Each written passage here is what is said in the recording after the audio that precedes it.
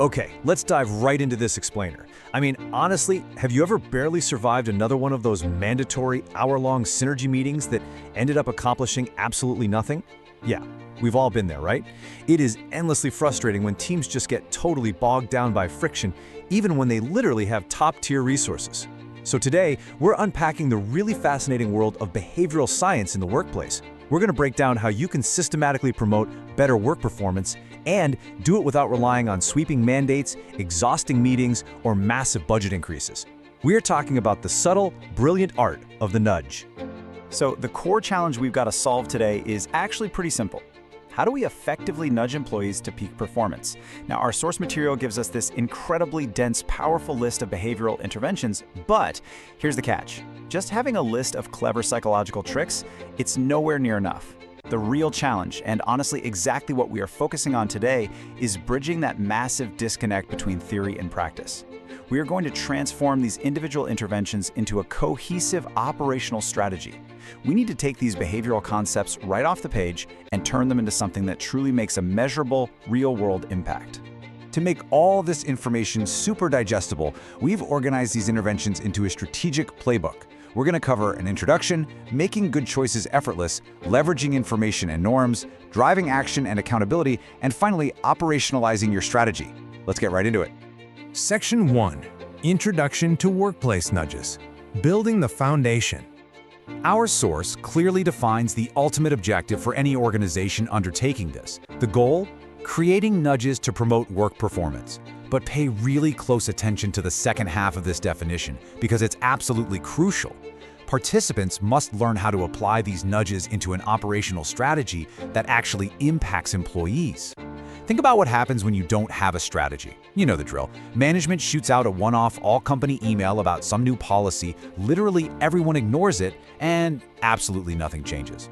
Look, this isn't about manipulation, it is all about systems. If a nudge doesn't seamlessly integrate into daily operations and provide a measurable impact on the employee's workflow, well, it just isn't serving its purpose. Moving on to Section 2, Making Good Choices Effortless. Let's talk about streamlining the workflow. Okay, so the source text makes this subtle but super vital distinction between two concepts that honestly seem identical at first glance. Simplification on one side, and an increase in ease and convenience on the other. Think of simplification as changing the task itself. Like maybe you take a grueling 5-page expense report and slash it down to just a single page. That is simplification. But increasing ease and convenience, that's entirely about the employee's operational experience. That might mean putting the link to that newly simplified one-page report right on the main company dashboard, instead of burying it 6 clicks deep in some ancient, clunky intranet folder. Just imagine the cumulative hours saved across a whole department simply by eliminating those 6 clicks. Both are distinct interventions, meaning you really need to evaluate both the task itself and the environment where it's being done. Furthermore, the source points out another incredibly powerful intervention here, applying default rules. This taps directly into a psychological quirk known as status quo bias. Basically, human brains are hardwired to conserve energy, right? So we automatically take the path of least resistance. Applying a default rule just means establishing that path of least resistance as the ideal choice for productivity. For instance, if you want employees to save files to a secure cloud server instead of their local desktop, just make the cloud server the automatic save location. People will naturally stick to the default simply because consciously changing it requires extra mental effort. You aren't forcing anyone to do anything, you're just making the optimal choice the easiest choice. All right, on to Section 3, Leveraging Information and Norms, Guiding Through Data. One totally fascinating intervention mentioned in the text is the use of social norms. At our core, we're inherently social creatures, and we're constantly looking around at our peers to figure out what's acceptable. There's this famous behavioral science study where hotels put a sign in bathrooms saying, 75% of guests in this room reuse their towels, and suddenly towel reuse just absolutely skyrocketed. Well, that exact same psychology translates perfectly to the office. If you communicate that 90% of a team submits their weekly updates by Thursday afternoon, the few stragglers naturally feel a psychological pull to just align with that norm. It effectively leverages the powerful influence of pure behavior to elevate individual performance. And the best part? Management never even has to play the bad cop. The text also groups together 3 distinct, information-based nudges. First up is disclosure, which is really just making hidden information visible. Think of transparently displaying the exact financial cost of a missed deadline. Second, the source specifically lists deploying warnings, graphic or otherwise. Now, obviously, we aren't going to go wrapping biohazard tape around the office printer, but imagine a safety protocol in a heavy manufacturing plant or a busy warehouse. Sometimes a stark, unavoidable warning is the exact nudge needed to ensure strict safety compliance. And third, informing people of the nature and consequences of their own past choices. This is essentially a personalized feedback loop. Showing an employee objective data about how their specific prior decisions caused a bottleneck allows them to self-correct. Believe me, it's wildly more effective than a manager lecturing them, and it works purely through the power of objective information. Let's move to Section 4, Driving Action and Accountability. Bridging the gap from intent to execution. The source provides 3 really specific tools here, and they're structured as a sequence designed to drive action.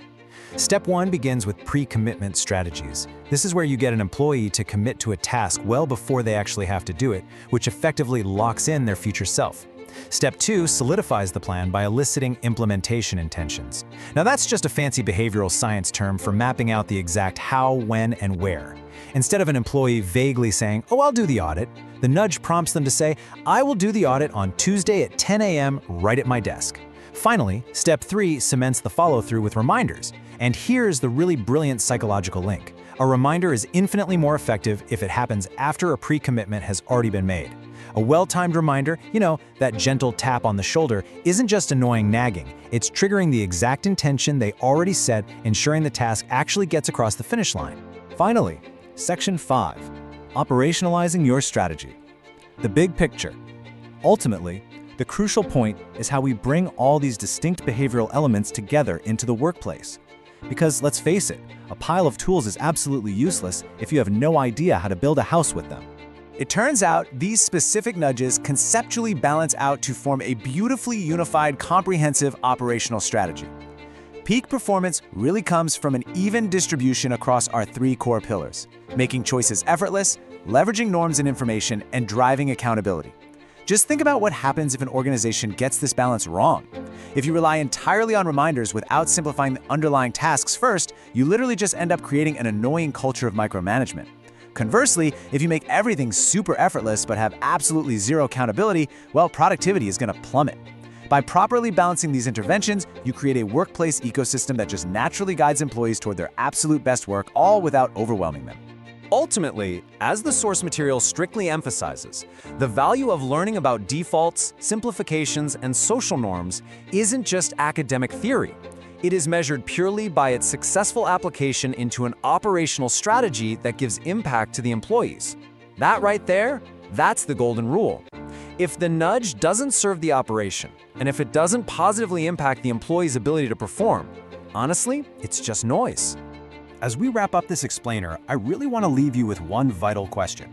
We've covered simplifying tasks, altering defaults, leveraging peer norms, and driving accountability through pre-commitments. The theory is crystal clear and the tools are perfectly defined. So, which nudges are you going to implement first to create a real impact for your employees? Take a moment, seriously evaluate your own operational strategy, and find that one exact point of friction you can eliminate today. Thanks so much for joining me to unpack these powerful behavioral insights, and I'll catch you next time.